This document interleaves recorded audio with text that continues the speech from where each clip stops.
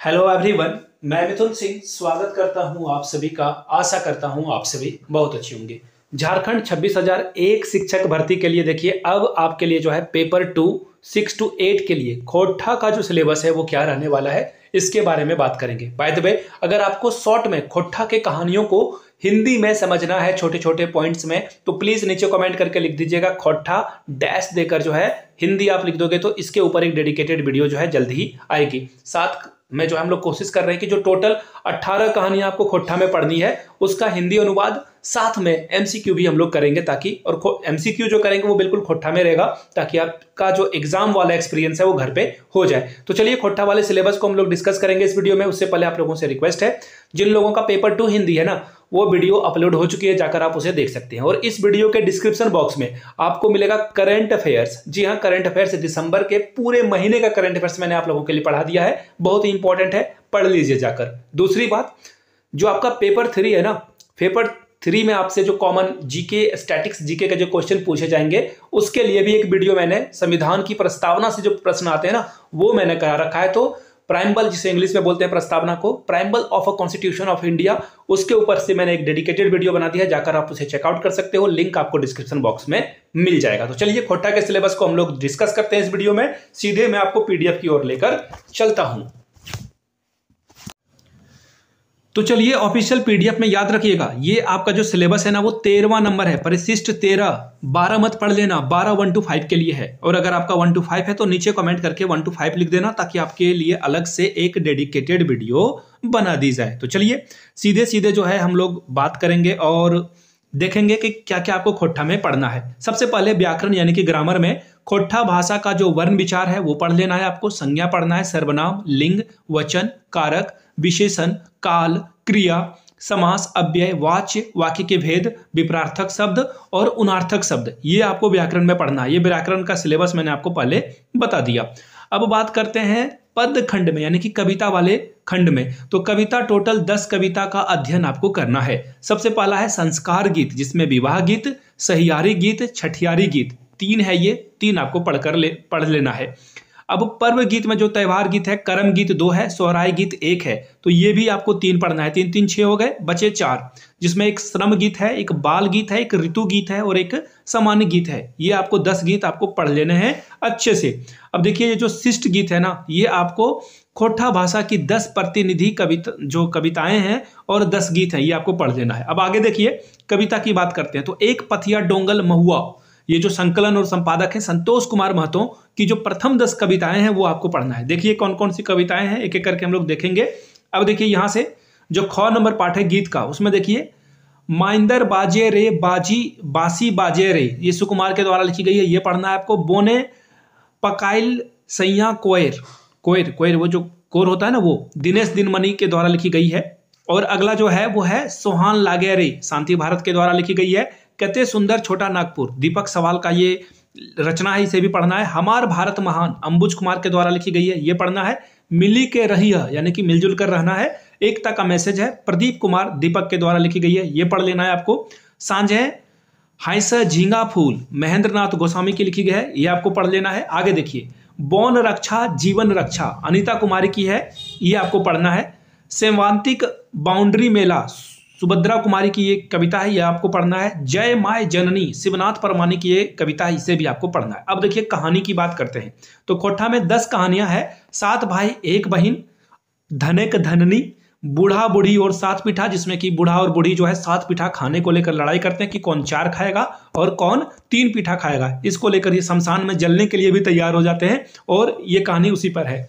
अब देखिए मैं थोड़ा थोड़ा जो है आपको इनसाइट दे देता हूँ। 7 भाई 1 बहन में देखिए 7 भाई की 1 बहन रहती है और 7 भाई व्यापार करने के लिए घोड़े पे सवार होकर विदेश जाते हैं, दूसरे प्रदेश जाते हैं कमाने के लिए। और उनकी जो पत्नियां हैं यानी कि इनकी जो भाभियां हैं वो अपने ननद को बहुत परेशान करती है, उसी पे ये कहानी है।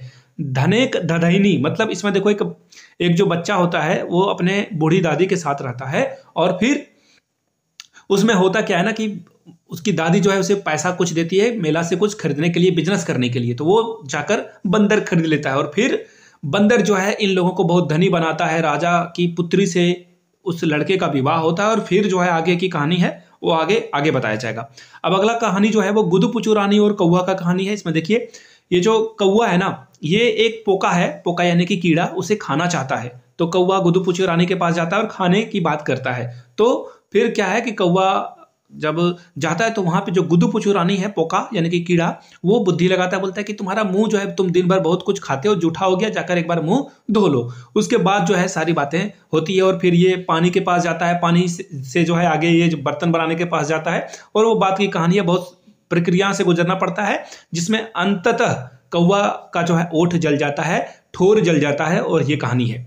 अब देखिए गोहराइक परल, इसमें जो है जानवरों की कहानी है कि एक जो चरवाहा है वो जानवरों को रखता है, उसके उसकी जो है सेवा सुरभि करता है, तो जानवर से वो बहुत फायदा कमाता है, फसल वगैरह उसकी अच्छी होती है और फिर बाद में वो जानवरों को जो है उसका फल नहीं देता, जिसके कारण जो है ये कहानी उसके ऊपर है कि आपको जो है जानवरों की भी आपको पूजा करना है। गोहाइल परब यानी कि गोहाल यानी कि जो जानवरों के रहने का स्थान है, गायों का रहने का स्थान है, उसकी भी आपको पूजा करनी होगी। अब देखिए बूढ़ी आर ओकर नाती, इस बूढ़ी और ओकर नाती का कहानी क्या है, इसमें एक बूढ़ी रहती है और वो जो है बाहर जाती है तो बाघ उसे पकड़ लेता है, तो बाघ उसे खाना चाहता है या फिर उसके बेटे को वो खाना चाहता है। तो फिर वो करती क्या है कि वो बोलती है कि ठीक है, मैं अपने बच्चों नाती को जो है रख दूंगी, तुम उसे खा जाना। तो बाघ जो है उसे लेकर भाग जाता है खटिया समेत।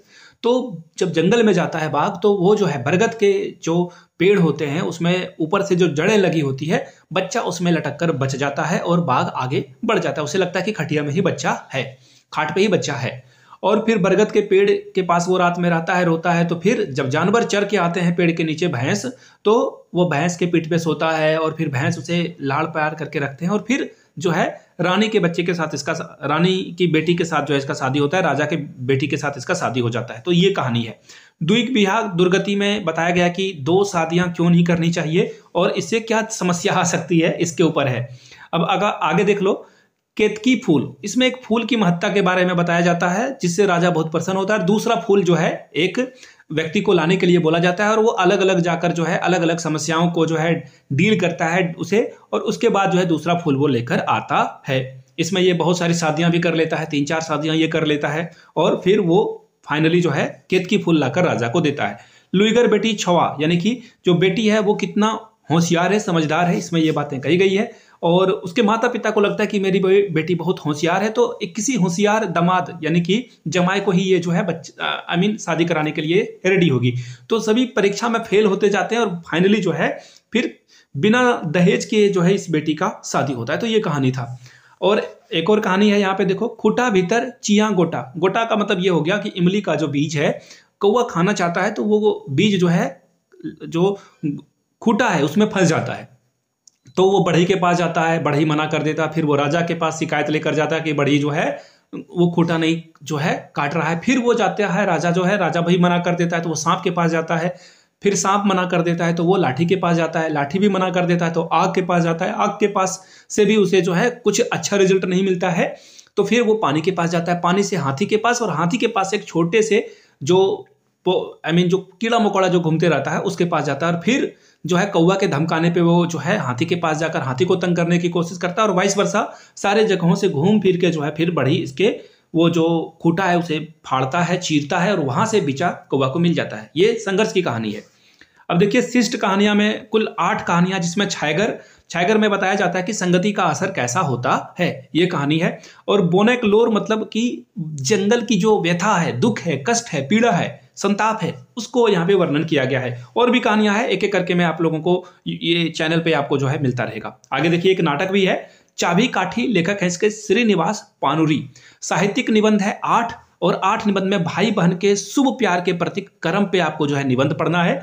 फूल कर परब सरहुल आर तकर प्रासंगिकता निबंध है, 2 निबंध आपको पढ़ लेना है। अब देखिए खोटा साहित्यकार के व्यक्तित्व और उनकी कृतियों के बारे में आपको पढ़ना है। भुवनेश्वर दत्त शर्मा व्याकुल, श्रीनिवास पानुरी एके झा, विश्वनाथ दसौंधी राज, विश्वनाथ नागर शिवनाथ प्रमाणिक, श्याम सुंदर महतो, श्याम, इनके बारे में आपको पढ़ लेना है। तो ये खोटा का पूरा सिलेबस था। वीडियो यहाँ तक देखिए, और आपको अगर कहानी में मैंने छोटी छोटी जो है इनसाइड दी है जिससे आपको समझ में आया, तो नीचे कमेंट करके जय हिंद जरूर लिखिएगा।